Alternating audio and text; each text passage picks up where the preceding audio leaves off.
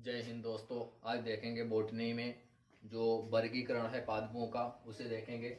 Botany इसके father हैं, father of botany. तो father of botany father of botany कहा जाता है थियोफ्रेस्टस को। थियोफ्रेस्टस थियोफ्रेस्टस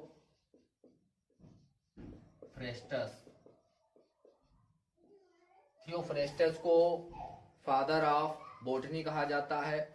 और बायोलॉजी के जो फादर हैं वो हैं एरिस्टोटल, अरस्तु। और बॉटनी के जो पिता हैं वो कहे जाते हैं थियोफ्रेस्टस को। अब इनका वर्गीकरण देखेंगे। पादपों का वर्गीकरण, पादपों का वर्गीकरण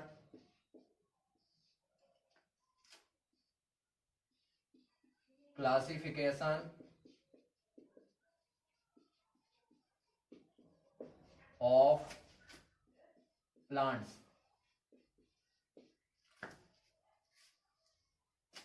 तो पौधों का जो वर्गीकरण किया गया है, तो सबसे पहले थियोफ्रेस्टस ने ही बांटा था, पहला वर्गीकरण किया था, जो उन्होंने पेड़, पौधों और झाड़ियों में बांटा था। तो अब जो 1883 ईस्वी में इसका वर्गीकरण किया गया है, तो वो किया गया है एकलर के द्वारा। तो पादपों का वर्गीकरण एकलर के द्वारा किया गया है। एकलर अब ये किया गया है 1883 ईस्वी में। 1883 ईस्वी में एकलर साइंटिस्ट, इन्होंने इसका वर्गीकरण किया। किस हिसाब से किया? तो उन्होंने प्लांट्स को बांटा है। यह है पादप, प्लांट,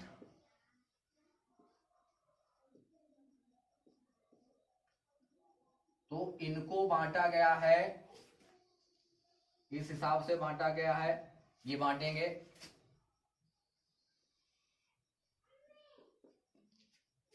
इन्होंने जो वर्गीकरण किया है वो अपुष्पोद्भिद,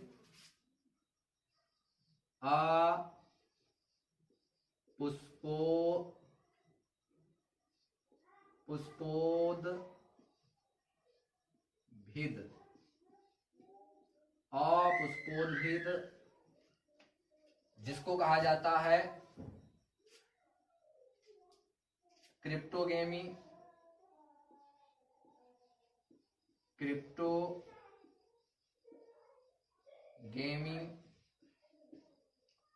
और बांटा है इन्होंने पुष्पोद्भिद,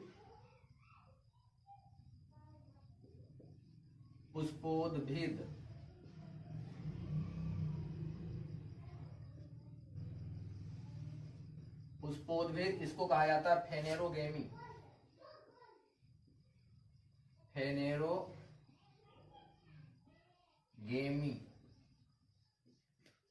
तो इस हिसाब से इन्होंने वर्गीकरण किया है, पादप को, प्लांट्स को बांटा है अपुष्पोद्भिद और पुष्पोद्भिद। मतलब अपुष्पोद्भिद जिसमें पुष्प ही ना हो, ऐसे प्लांट्सों की संख्या बहुत ज्यादा है जिनमें पुष्प नहीं है। पुष्पोद्भिद वो हैं जिनमें पुष्प पाए जाते हैं और फल बनता है, उनमें बीज भी बनते हैं। तो इस संख्या के आधार पर दो प्रकार के होते हैं पादप, एक पुष्पोद्भिद और दूसरे पुष्पोद्भिद। और ये अपुष्पोद्भिद हैं, तो इनको भी अलग अलग इन्होंने बांटा है, पुष्पोद्भिद को भी अलग अलग बांटा है। इसमें इन्होंने वर्गीकरण किया है, इसका भी देख लेते हैं। इसको इन्होंने बांटा है, पहले इन्होंने बांटा है थैलोफाइटा में,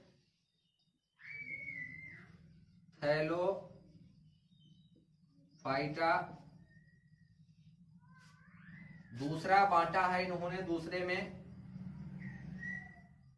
ब्रायोफाइटा,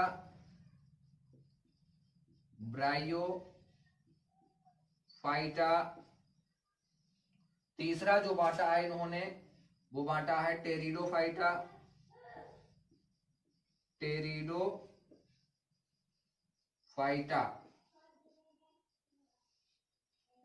तो इनमें बांटा है थैलोफाइटा, जिसमें थैलस होता है, जड़ तना पत्ती मौजूद नहीं होते हैं। ऐसे प्लांटों की संख्या बहुत ज्यादा है, बहुत पाए जाते हैं। ब्रायोफाइटा ऐसे होते हैं जिन्होंने जाइलम और फ्लोएम नहीं पाए जाते हैं। जाइलम और फ्लोएम नहीं पाए जाते हैं, ऐसे होते हैं।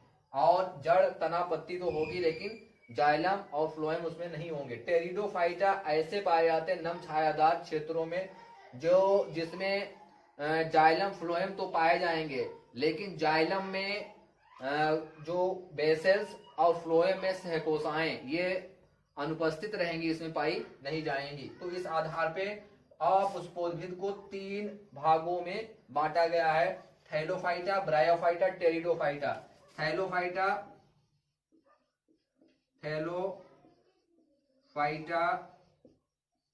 और ब्रायोफाइटा और टेरिडोफाइटा, तो इसमें बांटा गया है इनको। फिर उसके आधार पर थैलोफाइटा ये सबसे बड़ा वर्ग है। थैलोफाइटा को भी अलग अलग बांटा गया है। थैलोफाइटा के भी वर्गीकरण किया गया है इन्होंने, थैलोफाइटा को भी बांट दिया है। थैलोफाइटा में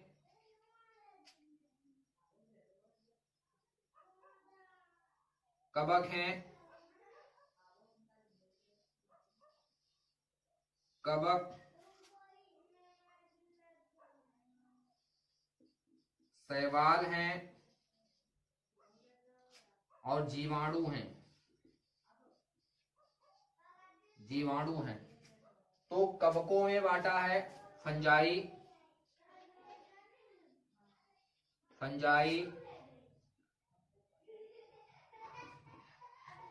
एल्गी और बैक्टीरिया। थैलोफाइटा में जड़ तना पत्ती नहीं होते हैं, इसी प्रकार कवक में जड़ तना पत्ती नहीं होती हैं। और ये कवक विज्ञान जो अध्ययन किया जाता है कवक विज्ञान में फंजाई, और इसमें कोशिका जो है वो काइटिन की बनी होती है। इसमें ग्लाइकोजन के रूप में भोजन संचित रहता है कवक में। और ये जो कवक होते हैं जो मशरूम वगैरह ये कवक ही होते हैं जिसके